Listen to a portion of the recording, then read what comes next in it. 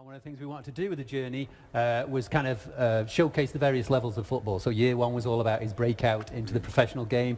Year two was about him spreading his wings, going further afield to LA and Europe. And year three is about his journey for the ultimate in club football, namely the Champions League. But one of the interesting things about it, and as you can see here, what we can see here, is there are actually three separate stories. Right. And you can play as three different characters.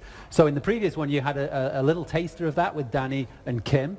Now they have fully fleshed out stories, and you can play throughout those. And you can see at the bottom of the screen there's a timeline.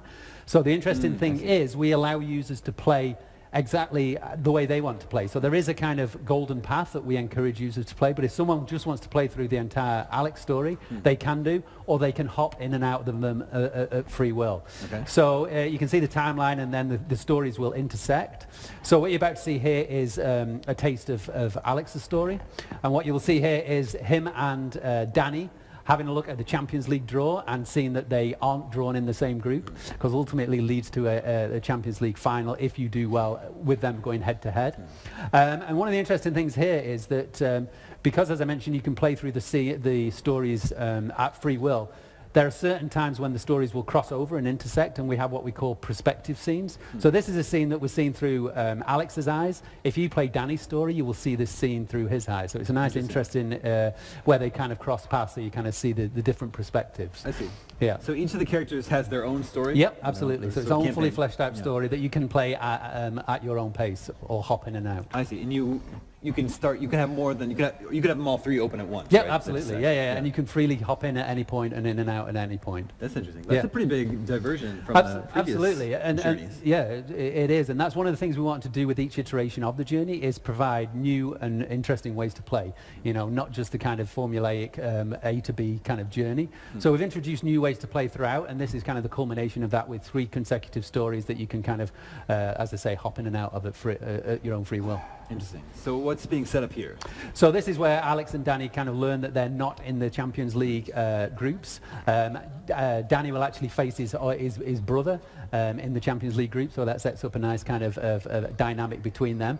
But if we skip forward from this, what we'll see is Alex actually going to the Real Madrid dressing room for the first time, and he's quite, if you remember from the journey too, it was his childhood dream to play for Real Madrid, and now he's actually realising that, and you can see he's a little bit awestruck when he kind of walks in here.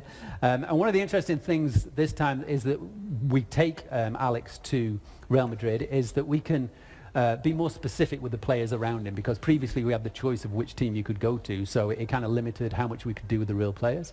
Because he now goes to Real Madrid, we can do a lot more with that. So one of the new features we have is a mentor feature. So when you go to Real Madrid and you're training for the first time, you're approached by the trainers, and basically they offer you to train with one set of the players or the other, so you can kind of pick who you want to play with. So the likes of Bale, Benzema, or versus Modric, Marcelo, that kind of thing.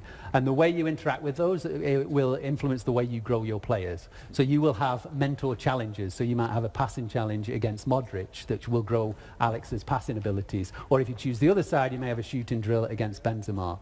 And then one of the other interesting things is when you actually go into game, you can play just as your mentor group. So we've now got 4 ways to play. So you can play locked to Alex Hunter, you can play as the whole team, you can play as mentors, or you can play multiplayer. And one of the other interesting things, as you're about to see here, is we've kind of embedded mini games within the kind of environment. So what you see here is a pre-game ritual that Real Madrid actually do. And this is Alex Hunter before the game, playing with his mentor group. He starts off in the middle. If you manage to get possession, he goes on the outside. So you can see we've kind of embedded that experience. And like I say, because we're locked to Real Madrid, we can do a lot more with these real players. So you interact a lot more with the real players, you get to speak to them a lot more, and you, as I say, you kind of train with them a lot more. And then throughout the journey, we've got little kind of snippets like this where there's kind of interactive skill training within certain environments. I don't want to spoil it by telling you what those are, but it's just a new an immersive way to kind of bring gameplay to the story that we haven't done before. Well, you were saying you actually envisioned the journey or Alex Hunter's story as a trilogy back in FIFA 17. And I think the journey has been pretty well received. So it must be nice that it was, so that you could actually see the story through. Yes, absolutely. Because when you come out with a new mode, you're never quite sure of the feedback. It's something I've always wanted to do because I think it brings a different spin on what you could previously get in FIFA. It kind of takes the action off the pitch. We've always focused on the pitch for obvious reasons. But the journey really kind of allowed us to kind of look behind the curtain into the real life players and what these players go through. And as you can see here, Alex is making his debut for Real Madrid, so a big moment for him. Yeah, so this is going to jump into an actual game here. Yep, it is. So you'll see a little bit of gameplay here. We're playing. I think we're playing locked to Alex in this at this point. And you'll see the mentors will be identified differently. They've got a little red dot over the head, so you can see who those mentors are. And one of the things is in gameplay, if you play well with those mentors, you'll actually build up the relationship with those and grow Alex through that as well. Have there been improvements made under the hood to the animation? Yeah, so I mean, it's another big year for gameplay, so we've done a lot in gameplay to improve the overall experience. Gameplay is and always will be the core pillar for FIFA. So there's a whole new bunch of gameplay features that support not just the journey, but obviously throughout the game. So we've got active touch system, with a whole new animation system that fundamentally changes the way you trap and kick the ball, which obviously is a big part of football, so a big one there. Dynamic tactics, which adds a whole new level of tactics and tuning to the game, so you can really kind of create your own play style, and also the teams you play against will play in their realistic play style, so Real Madrid will play as Real Madrid.